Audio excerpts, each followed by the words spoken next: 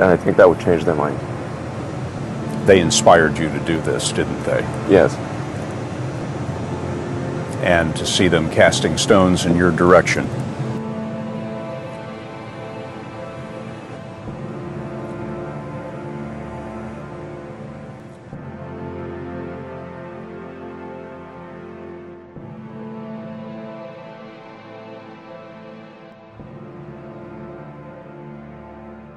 Critics say you can't do this. Your answer to them is, we've done it.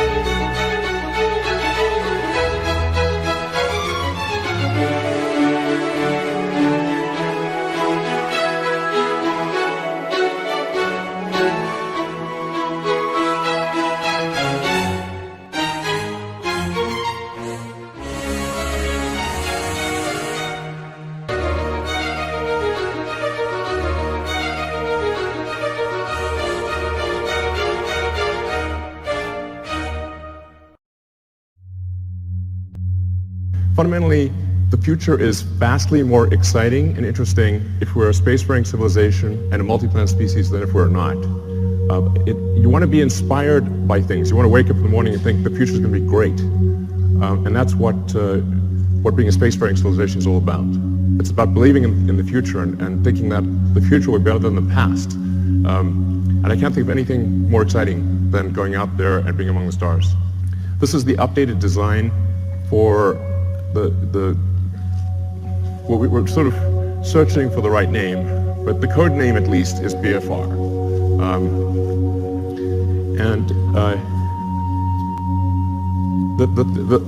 Probably the most important thing that I want to convey in this presentation is that I think we have figured out how to pay for it. This is very important. So, in last year's presentation, we're really searching for what the right way how do we pay for this thing? We went through various ideas, Kickstarter, collecting underpants. These didn't pan out. But now we think we've got a way to do it, which is to have a smaller vehicle, still pretty big, but one that can serve, one that can do everything that's needed in the greater Earth orbit activity. So essentially, we want to make our current vehicles redundant. We want to have one booster and ship that replaces Falcon 9, Falcon Heavy, and Dragon. So if we can do that, then all the resources that are used for Falcon 9 Heavy and Dragon can be applied to this system. So that's really fundamental. So let's see, what progress have we made in this direction? So last time you saw the giant tank, that's actually a 12-meter tank. And you can see the relative scale of it. It's 1,000 cubic meters of volume inside. That's actually more pressurized volume than an A380, just to put that into perspective. We developed a new carbon fiber matrix that's much stronger and more capable at cryo than anything before. And it holds 1,200 tons of liquid oxygen. So we tested it. So we successfully tested it up to its design pressure. And then went a little further. So we wanted to see where it would break. And we found out where it would break. It shot about 300 feet into the air and landed in the ocean. We fished it out, but we've now got a pretty good sense of what it takes to create a huge carbon fiber tank that can hold cryogenic liquid. That's actually extremely important for making a light spaceship. The next key element is on the engine side. We have to have an extremely efficient engine. So the Raptor engine will be the highest thrust-to-weight engine, we believe, of any engine of any kind ever made. We already have now 1,200 seconds of firing across 42 main engine tests. We fired it for 100 seconds. It could fire for much longer than 100 seconds. That's just the size of the test tanks. And then the duration of the firing you're seeing right now is about 40 seconds, which is the length of the firing for landing on Mars. The test engine currently operates at 200 atmospheres, or 200 bar. The flight engine will be at 250 bar, and then we believe over time we could probably get that to a little over 300 bar. The next key element is propulsive landing. So in order to land on a place like the moon where there is no atmosphere, and certainly no runways, or to land on Mars where the atmosphere is too thin to land, even if there were runways to land with a wing, you really have to get propulsive landing perfect. So that's what we've been practicing with Falcon 9. So this is just a series of landing videos. I think these are quite mesmerizing. But we now have 16 successful landings in a row. And that's with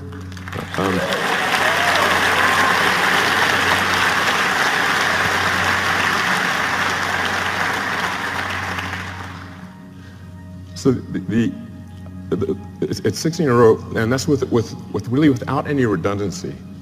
So Falcon 9 lands on a single engine.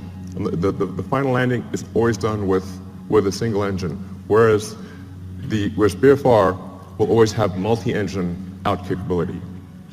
So if you can get to a very high reliability with even a single engine, and then you can land, and then you can land with either of two engines, I think we can get to a landing reliability that is on par with the safest commercial airliners.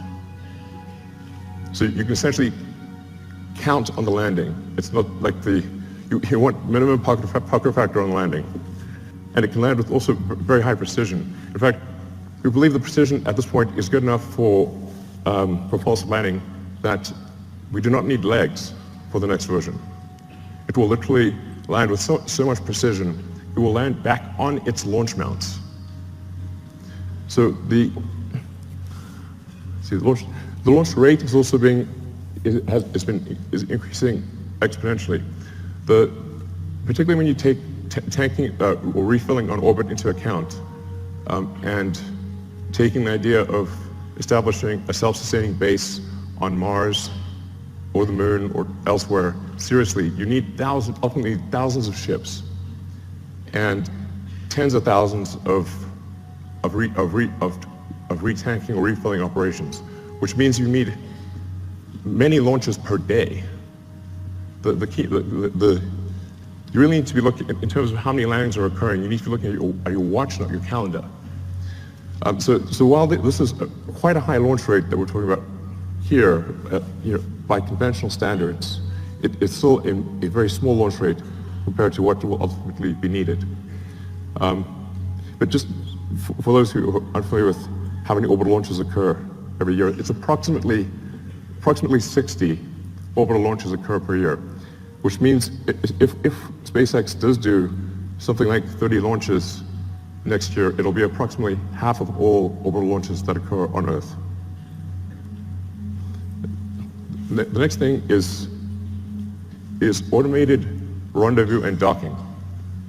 So in order to retank or refill the spaceship in orbit, you have to be able to rendezvous and dock with the spaceship with very high precision and transfer propellant.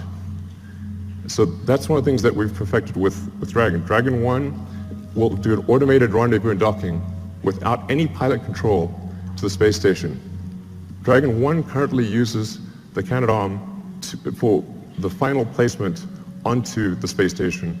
Dragon 2, which launches next year, will not need to use the Canadarm. So Dragon 2 will directly dock with the space station. And it can do so with zero human intervention. You just press go and it will dock. Dragon has also allowed us to perfect heat shield technology. So when you enter at high velocity, you'll melt almost anything. The reason meteors don't reach Earth is they melt or disintegrate before they reach the ground, unless they're very big. So you have to have a sophisticated heat shield technology that can withstand unbelievably high temperatures, and that's what we've been perfecting with Dragon, and also a key part of any planet colonizing system. Next slide. So Falcon 1, this is where we started out. A lot of people really only heard of SpaceX relatively recently. So they may think, say, Falcon 9 and Dragon just instantly appeared, and that's how it always was. But it wasn't. We started off with just a few people who really didn't know how to make rockets. And the reason I ended up being the chief engineer or chief designer was not because I wanted to, it's because I couldn't hire anyone. Nobody good would join. So ended up being that by default. And I messed up the first three launches. The first three launches failed. Unfortunately, the fourth launch, which was that was the last money that we had for Falcon 1. The fourth launch worked, or that would have been it for SpaceX. But fate liked us that day. So the fourth launch worked, and it's interesting. Today is the 9th anniversary of that launch. So.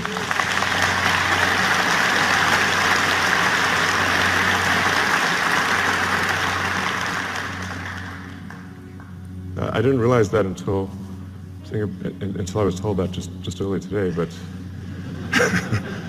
it's a very emotional day, actually.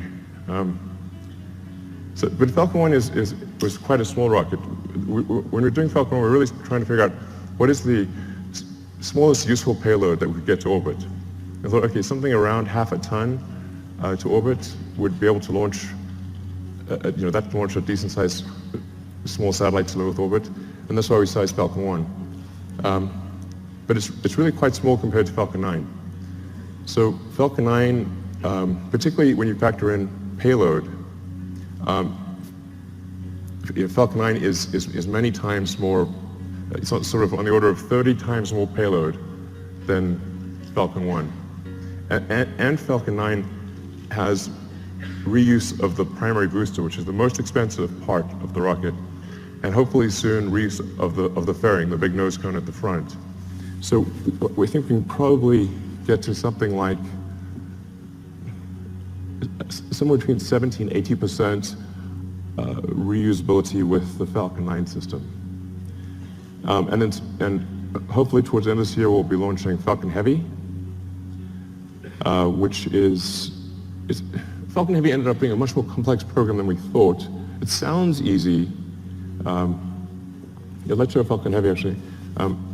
It sounds like it should be easy because it's 2 first stages of Falcon 9s strapped on as boosters. It's actually not. We had to redesign almost everything except the upper stage in order to take the increased loads. So Falcon Heavy ended up being much more a new vehicle than we realized. So it took us a lot longer to get it done. But the boosters have all now been tested and they're on their way to the Cape Canaveral.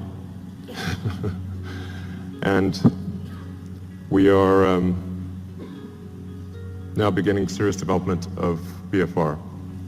So you can see that the payload difference is quite dramatic.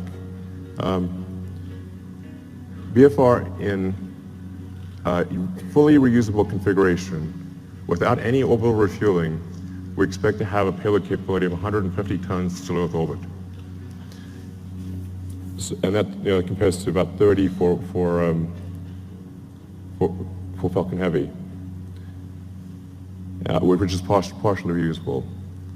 Where this really makes a tremendous difference is in the cost, which I'll come to in some of the later slides. So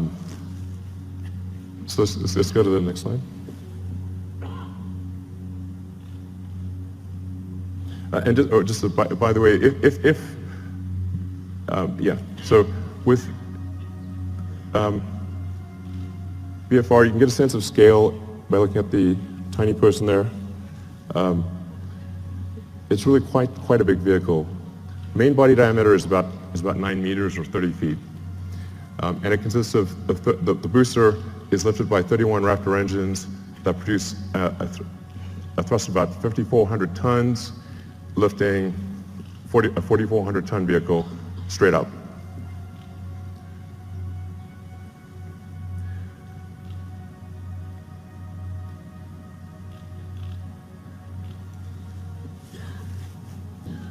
So then, just the basics about the ship: 48-meter length, dry mass we're expecting to be about 85 tons. Or technically, our design says 75 tons, but inevitably there's mass growth.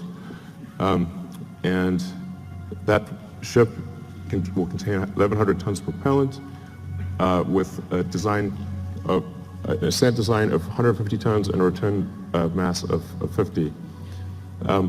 So you can think of this as essentially combining the upper stage of the rocket with Dragon. It's like if Falcon 9 upper stage and Dragon were combined. So I'll go into each of these items in detail, but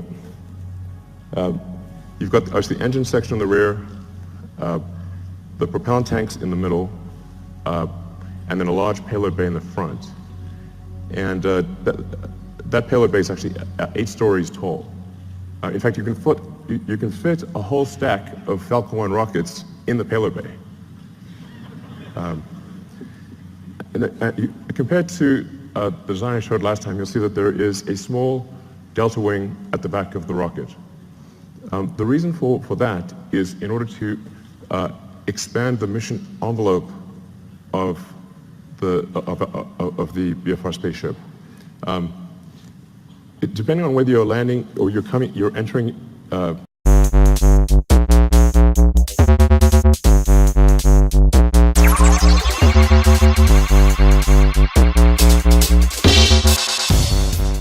Essentially combining the upper stage of the rocket with Dragon. It's like if Falcon 9 upper stage and Dragon were combined.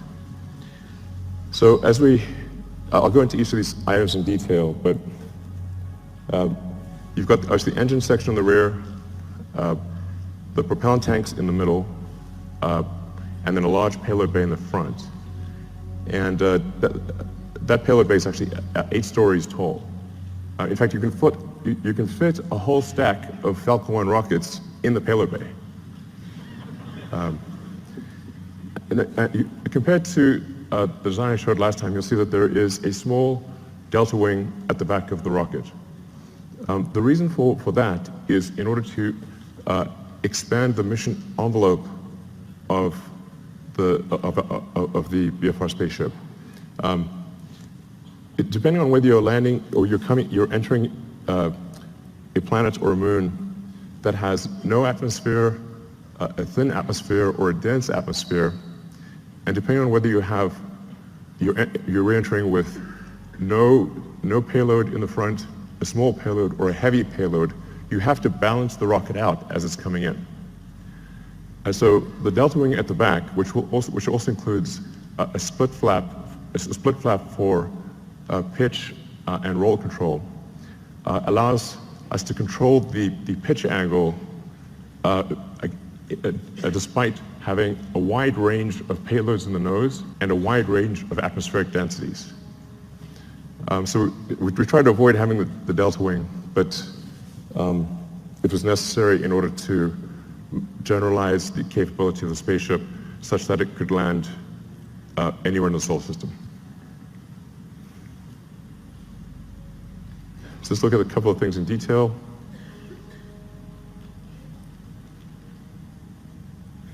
So the cargo area has a pressurized volume of 825 cubic meters. This also is greater than the pressurized area of an A380. So really is capable of carrying a tremendous amount of payload. In a Mars transit configuration, since you'd be taking 3 months in a really good scenario, but maybe as much as 6 months, some number of months, single-digit months, you probably want a cabin, not just a seat. So the Mars transit configuration consists of 40 cabins, and it sort of depends on, you could conceivably have 5 or 6 people per cabin if you really want to cram people in. But I think mostly we would expect to see 2 to 3 people per cabin. And so normally about 100 people per flight to Mars. And then there's a central storage area, galley, and a solar storm shelter, entertainment area, and I think probably a good situation for at least BFR version 1. Then going to the main body of the vehicle, the center body area.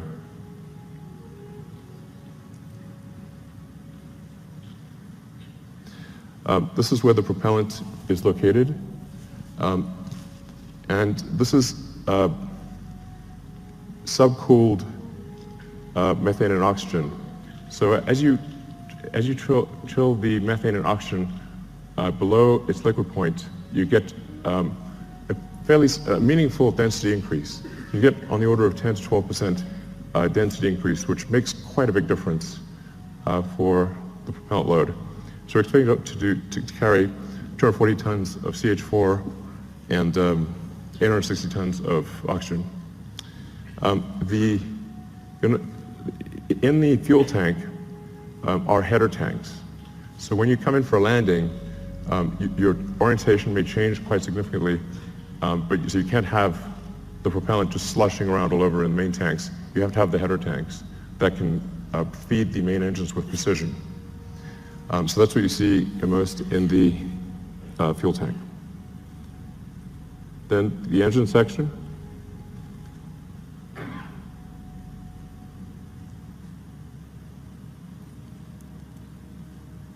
So the ship engine section consists of four vacuum Raptor engines and 2 sea level engines. So all 6 engines are capable of gimbaling. The engines with the high expansion ratio have a relatively smaller gimbal area or gimbal range and a slower gimbal rate. The 2 center engines have a very high gimbal range and can gimbal very quickly. And you can land the ship with either one of the 2 center engines. So when you come in for a landing, it will light both engines, but if one of the center engines fails at any point, it will be able to land successfully with the other engine. And then within each engine, there's a great deal of redundancy. So we want the landing risk to be as close to zero as possible. And then some basic stats about the engines. The sea level engines are about a 330 ISP at sea level. The upper stage engine is 375.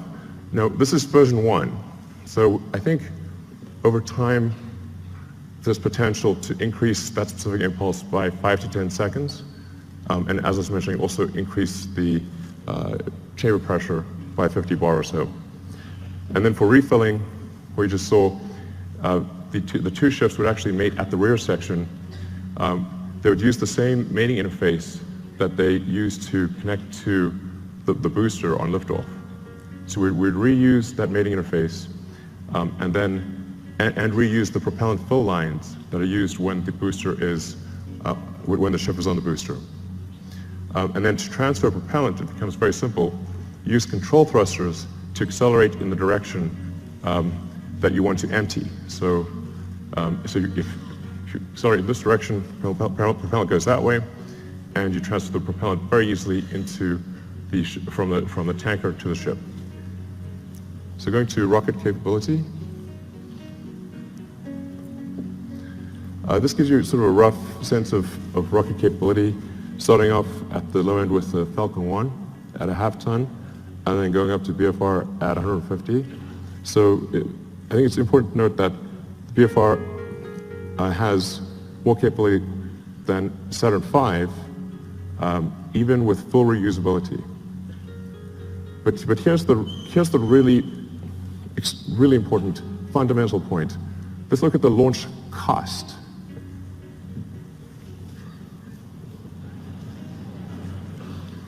The order reverses.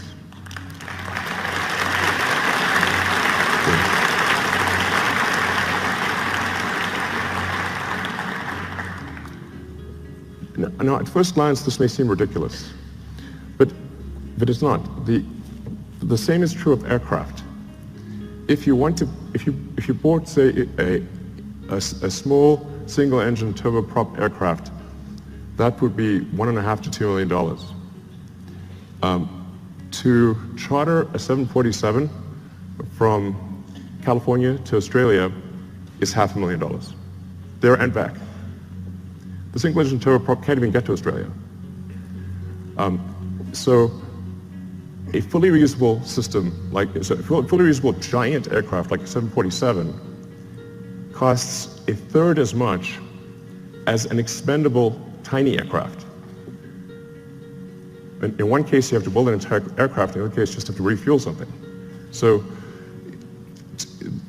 it's really crazy that we build these sophisticated rockets and then crash them every time we fly. This is mad. I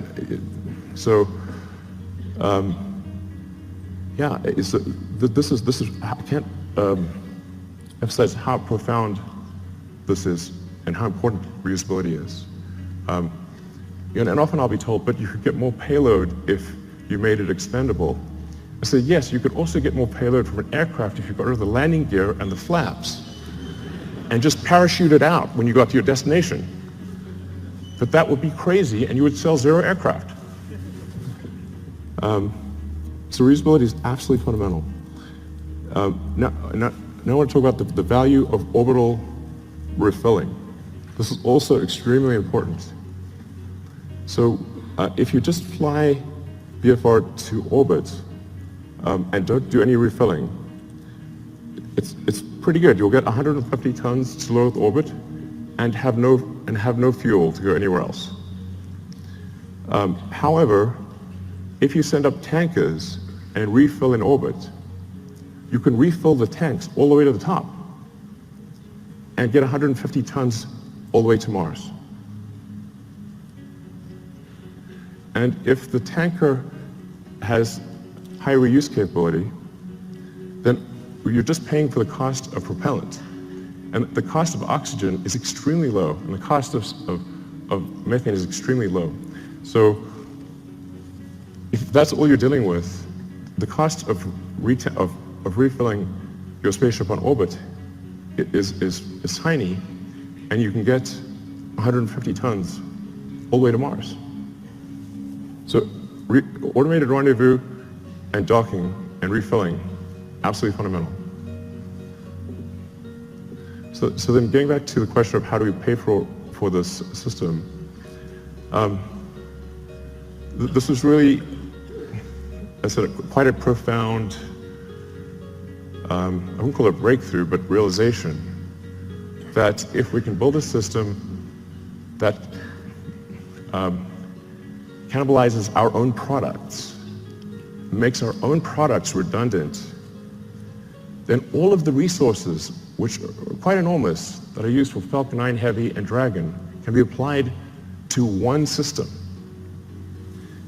Some of our customers are conservative, and they want to see BFR fly several times before they're comfortable launching on it. So what we plan to do is to build ahead and have a stock of Falcon 9 and Dragon vehicles, so that customers can be comfortable. If they want to use the old rocket, the old spacecraft, they can do that, because we'll have a bunch in stock. But all of our resources will then turn towards building BFR. And we believe that we can do this with the revenue that we receive for launching satellites and for servicing the space station.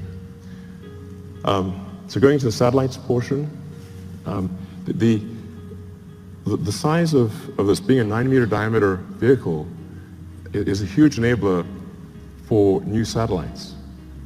We can actually send something that is almost 9 meters in diameter to orbit. So for example, if you want to do a new Hubble, you could send a mirror that has 10 times the surface area of the current Hubble as a single unit. It doesn't have to unfold or anything. And or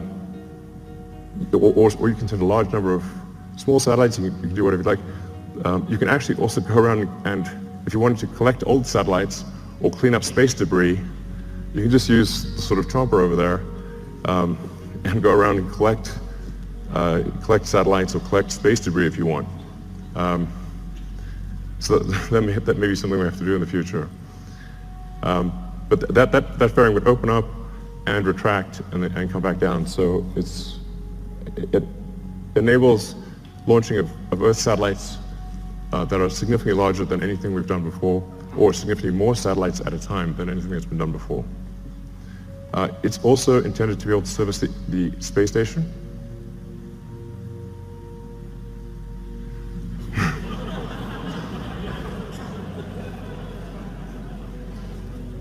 I know it looks a little big relative to the space station, but the shuttle also looked big, so it'll work. Looks a little outsized, but it'll work. So it'll be capable of doing what Dragon does today in terms of transporting cargo, and what Dragon 2 will do in terms of transporting crew and cargo. So do the space station servicing. It can also go obviously much further than that, like for example the moon. Based on the calculations we've done, we can actually do lunar surface missions with no propellant production on the surface of the moon. So if we do a high elliptic parking orbit for the ship and retank in a high elliptic orbit, we can go all the way to the moon and back with no local propellant production on the moon.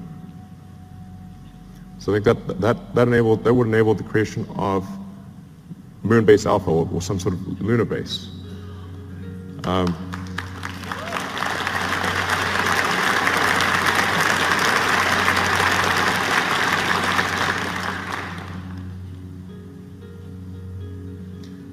Yeah, it's quite captivating. So you can also see, for example, how do you transfer cargo from the cargo bay down to the ground is a crane. It's not very complicated.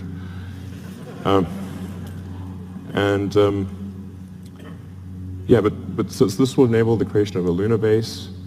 And it's 2017. I mean, we should have a lunar base by now. What the hell's going on?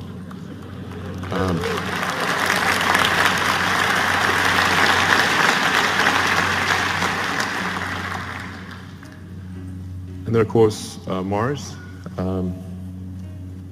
becoming a multi-planet species. Beats the hell out of being a single-planet species. So, yeah, so we'd start off by sending a mission to Mars, where it would be obviously just landing on rocky ground or dusty ground. And it's the same approach that I mentioned before, which is you send the spaceship up to orbit, you retank it or refill it until it has full tanks, and it travels to Mars, lands on Mars. For Mars, you will need local propellant production, but Mars has a CO2 atmosphere and plenty of water ice. That gives you CO2 and H2O, so you can make therefore CH4 and O2 using the Sabatier process or Foley-Sabatier process. And I should mention that long term, this can also be done on Earth. So sometimes I get some sort of criticism for why are you using combustion in rockets and you have electric cars? I'm like, well, there isn't some way to make an electric rocket. I wish there was. But in the long term, you can use solar power to extract CO2 from the atmosphere, combine it with water, and produce fuel and oxygen for the rocket. So the same thing that we would do on Mars, we could do on Earth in the long term. But that's essentially what happens. Similar to the moon, you land on Mars. But the tricky thing with Mars is we do need to build a propellant depot to refill the tanks and return to Earth. But because Mars has lower gravity than Earth, you do not need a booster. So you can go all the way from the surface of Mars to the surface of Earth just using the ship. Albeit you need to go to a max payload number of about 20 to 50 tons for the return journey to work. But it's a single stage all the way back to Earth.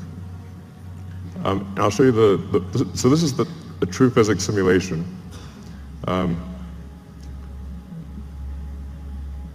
This will last about a minute. So you come in, you're entering very quickly, going 7.5 kilometers a second. For Mars, there will be some ablation of the heat shield. So it's just like a sort of brake pad wearing away. It is a multi-use heat shield, but unlike for Earth operations, it's coming in hot enough that you will see some wear of the heat shield. But because Mars has an atmosphere, albeit not a particularly dense one, you can remove almost all the energy aerodynamically. And we've proven out supersonic retropropulsion many times with Falcon 9, so we feel very comfortable about that. This is because it's sort of,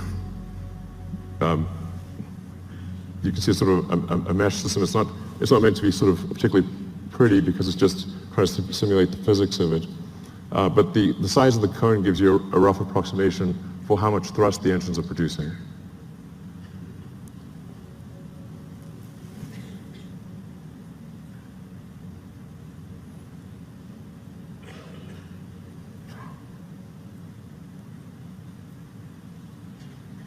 That's not a typo. Although it is aspirational. So we've already started building the system.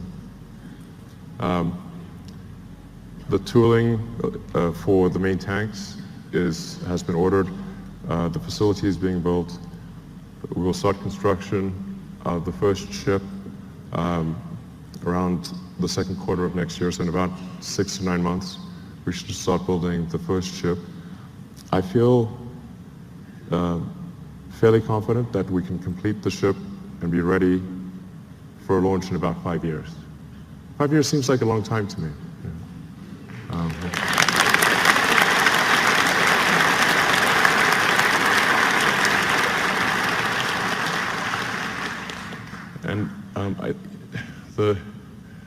The area under the curve of resources over that period of time should enable this time frame to be met. But if not this time frame, I think pretty soon thereafter. But that's our goal, is to try to make the 2022 Mars rendezvous. The Earth-Mars synchronization happens roughly every 2 years. So every 2 years there's an opportunity for to fly to Mars. So then in 2024, we want to try to fly 4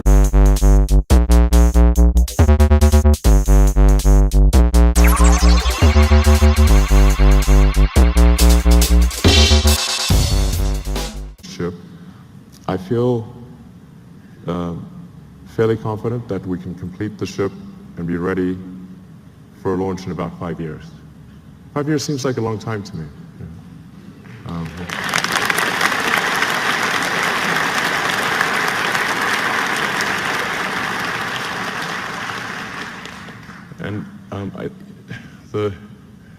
The area under the curve of resources over that period of time should enable this time frame to be met.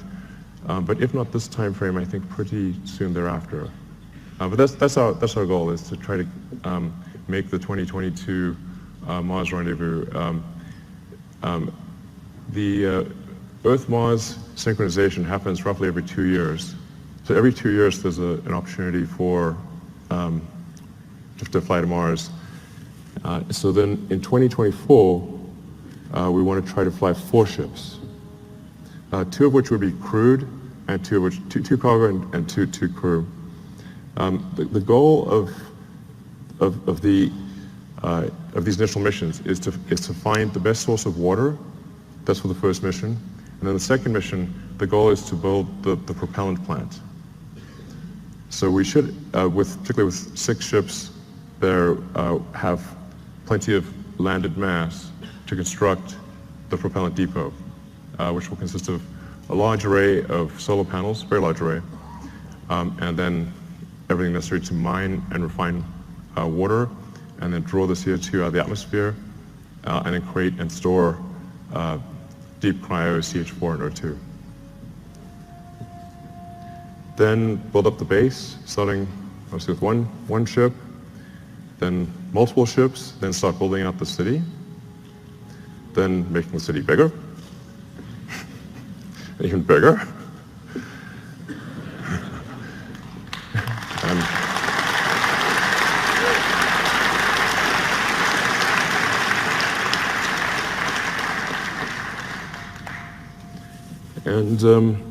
And over time, terraforming Mars and making it really a nice place to be. Thanks. Give me a...